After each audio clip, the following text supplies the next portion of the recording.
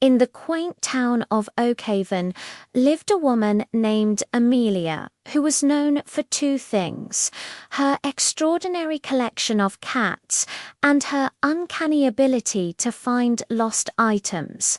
People often joked that if something went missing in Oakhaven, Amelia would be the one to find it. One day, amidst the town's preparations for their annual summer solstice festival, something unusual happened.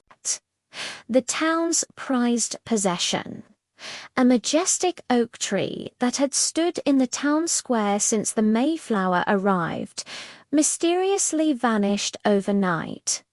The townspeople were in a tizzy. They could unfathom how such a large tree could disappear without a trace, and still no one could figure out who was behind this bizarre stunt. As the sun set on Oakhaven, casting long shadows across the now empty square, a determined Amelia set out to solve the mystery of the vanishing oak. Her feline companions, an orange tabby named Marmalade and a sleek black cat called Shadow, padded silently at her heels. Their first stop was the local pub where the townspeople had gathered after discovering the tree's disappearance. With its large branches sawed off, the tree was gone, leaving only a stump in the ground. Amelia was greeted by a crowd of anxious faces, each with their own theories about the crime. Old Man Withers, who had lived in Oakhaven all his life, claimed he'd heard strange noises coming from the square late the previous night. Young Tommy declared he'd seen a group of teenagers with axes sneaking round the tree just before midnight. A pretty young woman suggested maybe the tree had been taken not by human hands, but by fairies or pixies. No one took notice of Shadow, who had let out a low growl at Tommy's accusation, his ears flattened against his head. After listening to all the stories, Amelia, accompanied by Marmalade and Shadow, began her investigation around the stump. Carefully examining it, she noticed tiny grooves on the wood, almost like a keyhole. She pulled out a notebook and a magnifying glass from her bag, crouching down beside the stump. "Curious," she murmured, more to herself than anyone else. The cats sniffed at the air, their tails swishing back and forth. Marmalade let out a soft meow, then looked up at Amelia expectantly. An idea sparked in Amelia's mind. She stood up abruptly, startling a nearby tomcat, who hastily made itself scarce. "The clock tower," she exclaimed, catching sight of the old clock face. Its hands were frozen at midnight. It was the only structure in town tall enough to have cast a shadow over the square when the tree was cut. Reaching the clock tower, Amelia found a heavy wooden door set into the building's base. As she pushed it open, Shadow brushed against her leg, purring loudly. Inside, the air was thick with dust motes, dancing in the dim light filtering through grimy windows. The room was a jumble of gears, clock parts, and tools. In the center stood a massive gear, larger than any Amelia had ever seen. Etched into its surface were intricate patterns that seemed oddly familiar. She ran her fingers along the design. "This is it," she breathed. The same pattern was carved into the stump. As she traced the last curve of the gear, a loose stone shifted under her weight, revealing a dark hole beneath the floorboards. Peering into it, Amelia saw what appeared to be a tunnel leading out of the building. With Shadow close behind, she carefully descended into the darkness. The tunnel reeked of sawdust and fresh earth. At its far end, light beckoned. Pushing aside a final board, Amelia emerged into a small chamber, and what she saw left her speechless. There in the center sat the missing oak tree. Its roots spread out like gnarled fingers, its branches reaching toward the low ceiling. The room was filled with the sweet scent of blooming honeysuckle, and sunlight streamed through cracks in the boarded-up windows, illuminating motes dancing in the air. In the corner, a half-finished wooden toy sat on a workbench, and a small pile of shavings lay nearby.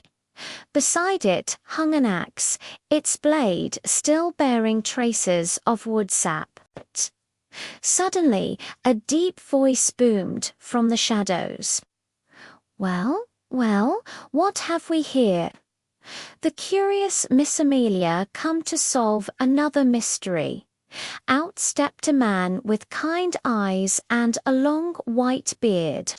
He wore a leather apron over a simple tunic, and an axe was strapped to his waist. "Don't be alarmed," he said, holding up his hands in a gesture of peace. "I mean you no harm." Amelia recovered from her surprise and stepped forward. "Who are you?" she asked cautiously, "and why did you steal the town's tree?" The man sighed, running a hand through his long white beard. "Steal? I merely borrowed it. And I am the tree shepherd. My task is to care for the trees of this land, to ensure their health and longevity."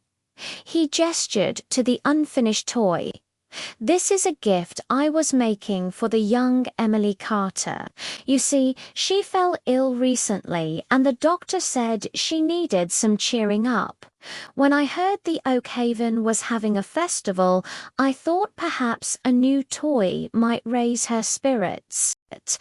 But I finished my work late, and by the time I returned the tree to its place in the square, it was after midnight. So I covered my tracks and hid it here until I could retrieve it."